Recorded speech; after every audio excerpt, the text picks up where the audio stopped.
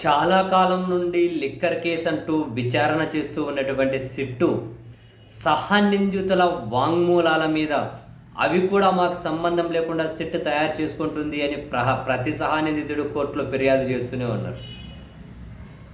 వీటి మీద మాత్రమే ముందుకెళ్తూ ఉంది. కానీ ఇంకేవో టెక్నికల్ అంశాలని అందరూ ఒకే టవర్ లొకేషన్ కింద ఉన్నారు, ఒకే టవర్ కింద ఉన్నారు, ఇంతకు మించి వీళ్ళు ఫైండ్ అవుట్ చేసిన ఆధారాలు ఏమీ లేవు అని తాజాగా ఏసీబీ కోర్టు ముగ్గురు కీలక వ్యక్తులు గోవిందప్ప బాలాజీ, కృష్ణమోహన్ రెడ్డి, ధనంజయ రెడ్డిలకు బెయిల్ ఇచ్చుకుంటూ ఆ బెయిల్ తీర్పులో కూడా వాళ్ళు ఈ అంశాలన్నింటినీ పొందుపరిచిన తర్వాత ఎక్కడ మీరు ఆరోపిస్తున్నట్లు ఆ డబ్బు ఎక్కడ ఉంది, ఆధారాలే లేవే, ఈ కేసులో ఏమి ఆధారాలు లేకుండా ఎన్ని రోజులు వాళ్ళని జైల్లో ఉంచాలి అని చెప్పి కొన్ని సుప్రీంకోర్టు రెఫరెన్సులు కూడా తీసుకొని బెయిల్ ఇచ్చిన తర్వాత ఒక్కసారిగా ఇన్ని రోజులు సిట్టు లీగల పేరుతో తెలుగుదేశం పార్టీ మీడియా ఆడిన డ్రామా వీటన్నిటి మీద చర్చ జరుగుతూ ఉంది. అండ్ అదే సమయంలోనే మిగిలిన నిందితులు ఎవరైతే ఉంటారో, ఇప్పుడు రాజకేశ్ రెడ్డి కావచ్చు, చెవిరెడ్డి భాస్కర్ రెడ్డి కావచ్చు, ఆ వెంకటేష్ నాయుడు కావచ్చు,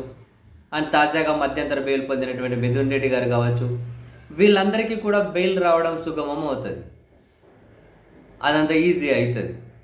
అందుకని చెప్పి ఏ కారణమో తెలియదు కానీ ఇమ్మీడియట్గా వాళ్ళు ఈరోజు రిలీజ్ అవ్వకముందే సిట్ అనేది హౌస్ మోషన్ పిటిషన్ దాఖలు చేసింది హైకోర్టులో.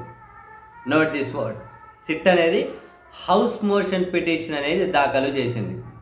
ఇమ్మీడియట్గా వాళ్ళ బెయిల్ రద్దు చేయండి, ఇది కేసు కీలక విచారణలో ఉంది, ఈ విచారణ ఇప్పుడు ఇబ్బంది అవుతుంది వాళ్ళకు బెయిల్ ఇస్తే, కాబట్టి వాళ్ళ బెయిల్ రద్దు చేయండి అని చెప్పి హౌస్ మోషన్ పిటిషన్ ఆదివారం హౌస్ మోషన్ వేశారు.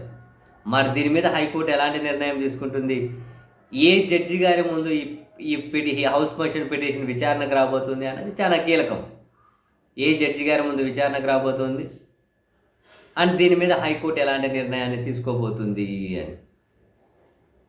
మరి వీళ్ళు హౌస్ మోషన్ వేసిన తర్వాత అనిపించింది, నిన్న విడుదల కావాల్సినటువంటి వీళ్ళు నిన్నటి నుంచి రకరకాల కారణాలతో వీళ్ళను జైలు నుంచి ఈరోజు 11 గంటల వరకు కానీ విడుదల చేయని పరిస్థితి.